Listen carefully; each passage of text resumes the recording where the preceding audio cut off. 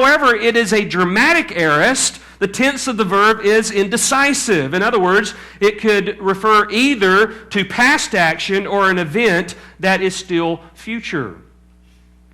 Paul Feinberg of Trinity Evangelical Seminary, while interacting with Robert Gundry on the rapture issue, he wrote, the verb wrath in Revelation 6:17 can be an ingressive aorist, expressing a condition just entered, or a dramatic aorist, which functions like a future tense, that the wrath is about to begin. D.A. Carson, in his Grammatical Fallacies, he makes this observation.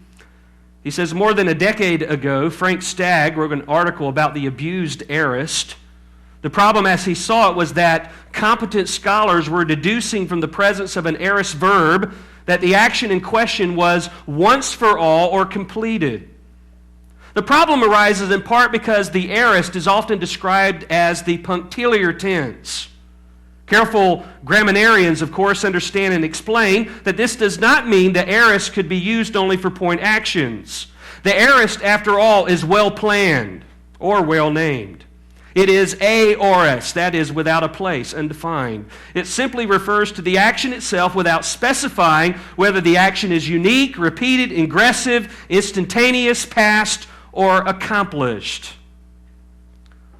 All these men are clearly indicating that the aorist tense can be used to express either a past action or an event that is about to occur. Now, in regard to this, the comment by Gary Cohen, a Greek scholar and a staunch pre-tribulational rapturist, on a parallel passage in the book of Revelation says this that I believe is very important. He says, the announcement for the marriage of the Lamb is come, Revelation 19:7. It's made after the great harlot is said to have been judged, and it shows that the marriage is now imminent. The fact that the verb translated is come is in the aorist cannot be allowed to push the marriage itself back into the past. That's interesting because that is what a pre-tribulationist will do with verse 17, has come, back it up to include the previous seals that have been mentioned. And he is saying in the passage in Revelation 19:17, you cannot do that. He says the expression Elthen hogamos, that's the Greek phrase, the marriage is come, is parallel to Elthen he hora, the hour is come, that's used in Mark 14:41. This latter saying is made by Christ, speaking of Gethsemane, of his impending future crucifixion. Thus, the aorist tense of the verb erkomai, literally has come, is sometimes used in the third person to tell of an overhanging event about to occur. He says its significance is precisely this here in Revelation 19:7, and it conveys the thought that the time of the marriage has now at last arrived. Now, if you look in other places where this aorist tense is used, you'll find in Mark 14:41 the phrase, the hour has come, spoken by the Lord in the Garden of Gethsemane. That is referring to his impending crucifixion. Nobody would argue that point or argue against that point. In Revelation 19:7, the equivalent phrase, the marriage of the Lamb has come, refers to the impending wedding of the Lamb. It is about to happen. It has not yet occurred. In Revelation 6:17, again, the equivalent phrase, for the great day of his wrath has come, can be demonstrated to have but only one meaning. And that meaning is that God's day of the Lord wrath is impending. It is about to happen. It has not yet occurred. There's no legitimate way that this phrase, the great day of his wrath is come, in the context of Revelation 6:17 can be made retroactive to include the first 6 seals. So the aorist tense verb then, according to the context of Revelation 6, is referring to what is about to take place in chapter 8 with the opening of the 7th seal. So he says in verse 17, for the great day of his wrath, or their wrath, it could be translated this way, is about to come. It's impending. It is future. In fact, it's going to happen in the next seal, the 7th seal in Revelation chapter 8. Now let me give you some support scripturally about the day of the Lord, because I think this is very eye-opening.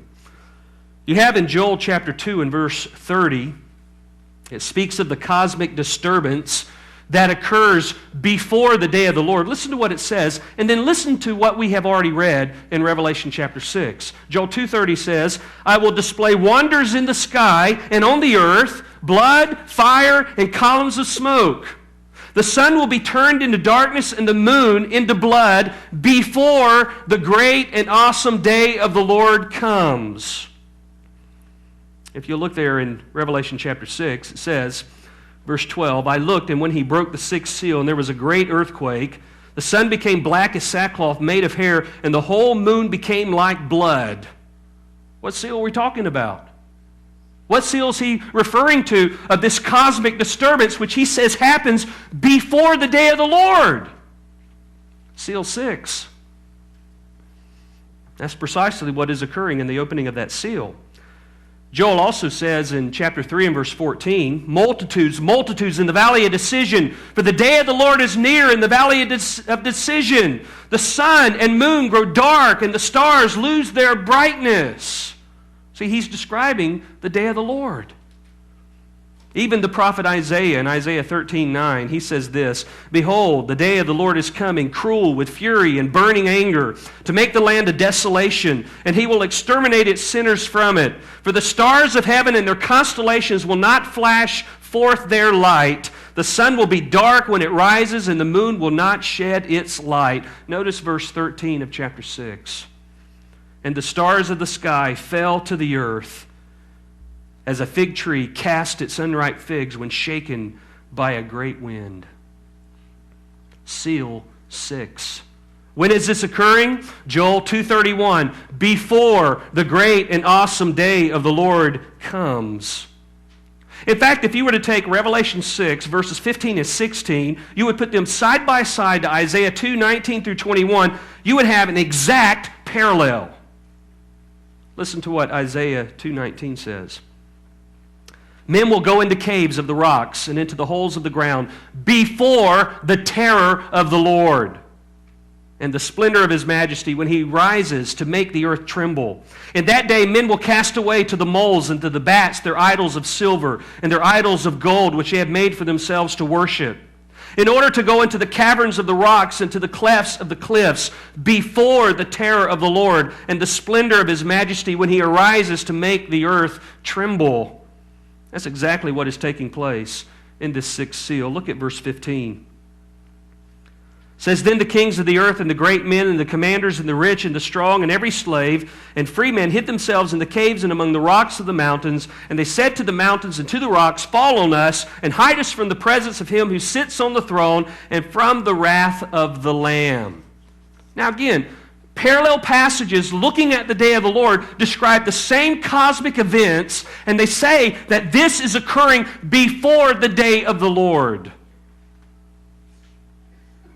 In both passages, men are said to flee to the dens and the rocks of the mountains. Marvin Rosenthal, he says it is clear that the men flee from God's wrath after the sixth seal is opened. If God's wrath begins with the first seal, as pre-tribulationalism normally asserts, why do men not flee from God's wrath until after the sixth seal is opened? A considerable period of time after the wrath begins. The solution sometimes suggested is that God's wrath started years earlier, but that men did not recognize it as God's wrath until after the sixth seal is open. Such a strained, unsubstantiated view is not to be taken seriously by those who love and honor God's Word. Even a cursory look at the Day of the Lord text indicates that when God's Day of the Lord wrath begins, the world will know it. There will be no question about it. His wrath will be awesome in its intensity. This planet will be shaken to its very foundations. Well, before we look at the six seals, let me have you look at another significant passage. Go with me to 1 Thessalonians chapter 4. In 1 Thessalonians chapter 4, beginning at verse 13, into chapter 5, you'll find the chronology of end-time events. You have the rapture occurring in chapter 4, verses 13 to 17, and then in chapter 5, verses 1 through 11, the day of the Lord. Let me read it to you. Verse 13.